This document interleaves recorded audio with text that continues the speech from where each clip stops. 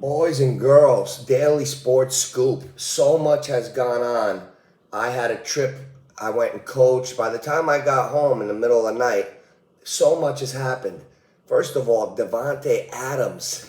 Devante Adams to the Raiders. Here's what I'm thinking. I think Russ, and if you've seen Russ cook the last couple years, he said he spends $1 million on his body.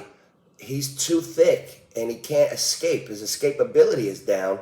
And I think that he means well, but one of these supplements that they're giving him is making him too thick. He's a little too thick. So what I'm saying is Adams to the Raiders, right? So you got Carr, who I've always liked, Devante Adams, Darren Waller. Whoa, the back, Jacobs, you still got him.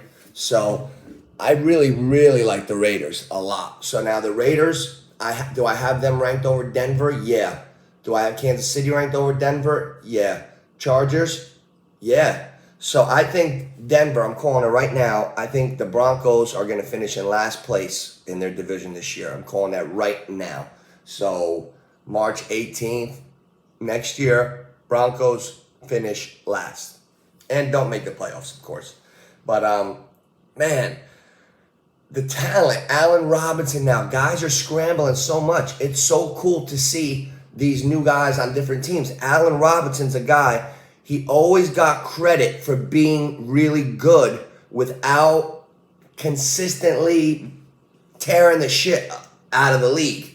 So I'm curious to see if Allen Robinson translates and plays well. Because even though it looked effortless, you can't always just, put a guy and switch him in. Beckham came and did a great job for Woods, but that doesn't always happen. Now they're hoping to re-sign Beckham, so I don't think they're gonna re-sign Beckham. So now you got Cooper Kupp, Allen Robinson. Now back to Denver. Here's why I think they're gonna lose. They lost their tight end. They lost their tight end in the deal. When they traded with the Russell Wilson, I was like, oh, they're still good. They got the back, Williams, Sutton, Judy, Font. And then I saw Noah Font got traded. So, I don't know. I don't know about that. But I really like I really like the movement. I was saying yesterday, I was thinking, imagine if Rodgers and Brady, that would just blow my mind. Imagine if Rodgers and Brady retired and unretired opposite. Remember, okay, let's go back in time a few weeks. Rodgers decided to come back. Brady decided to retire, right? Now, Devante Adams leaves Green Bay, right? What if Rodgers retires and now Brady just unretired? So you got Tom Brady who retired, he unretired, and then Rodgers said he's coming back, but he's a weird guy. Maybe he's like, just not gonna do it. Just not gonna do it. So I don't know. We'll see what happens. But now NBA getting crazy. There was 50-point games this month. 1, 2, 3, 4, 5, 6, 7, 8 50-point games. Kyrie Irving, Karl Anthony Towns, LeBron, Jason Tatum, Durant, Sadiq Bey, another LeBron and Kyrie. I mean, it goes to show you that these guys aren't trying all year. That's why the NBA product is, I'm worried about the NBA because also something that really gets to me, you don't even know what's a foul anymore. Guys will jump in the air and you get a little body contact, whistle blows.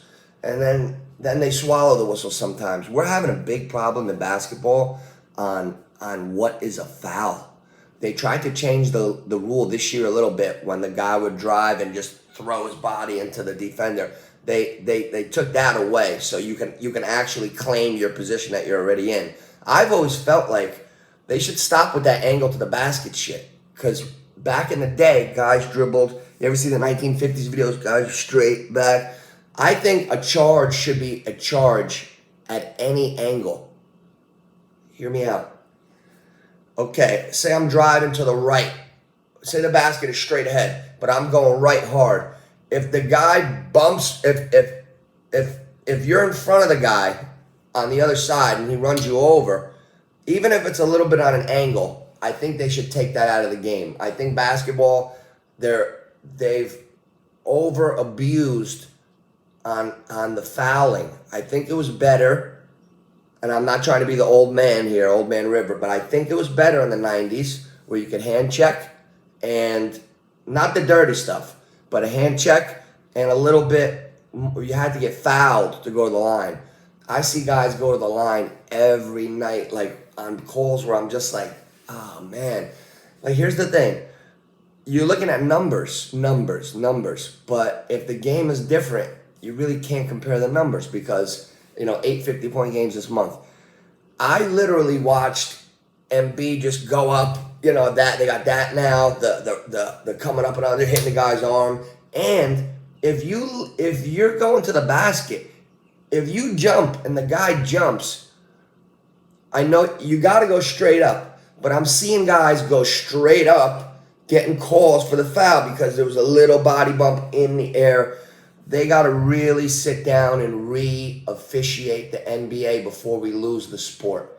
Basketball is a great game. The officiating, you can literally make the game swing any way you want.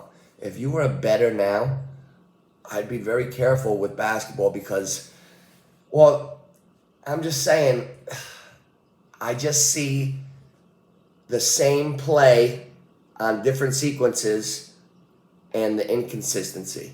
You'll see the same play. Guy goes up, a little bit of maybe a touch, foul. And then you'll see the same thing, no foul. If you can literally alter the game, the way you're blowing the whistle, it's scary. And I don't remember. See, I used to always watch basketball games closely. I never remember when I was growing up, like 90s basically, late 80s, 90s, 2000s. I never remember seeing so many plays that didn't look like anything call the foul. So I have a big issue with that. We got to do something. But NCAA, Kentucky lost already. I picked my bracket 2 nights ago. I took I did 2 brackets. I got Duke to win it all. They probably won't. I just went with the theory that, since I figured Coach K is such a good coach because they got whooped so bad in North Carolina and they really are good. Maybe that's what they needed. But I said that about the Chiefs in football. Well, the Chiefs had a little stutter. Maybe that's what they needed. Maybe they just can't and they're not good enough. So I went with Duke. I figured maybe Coach K would reel them in. They would be super focused and back to playing the right way, that the loss was good for them, and they'll put it together in the tournament and be more consistent than anybody and win the whole thing. So that's what I went with Duke. And then I just really went crazy on the other one. I took the winner of the Notre Dame Rutgers game, and I put them to win the whole thing. So that was my fun one. But hey, a 12 always beats a 5. Why?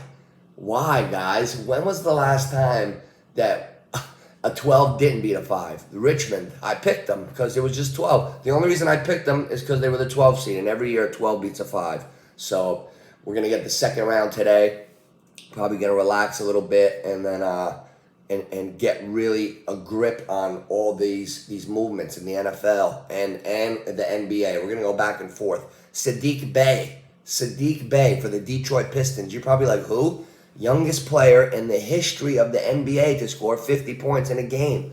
Sadiq Bey. There's new guys coming out all over the place. There's a lot of movement. This is actually a pretty good time because basketball's heating up. You could see it by the big games. You're seeing it. And it makes me realize that they dog it and they don't play hard all the time.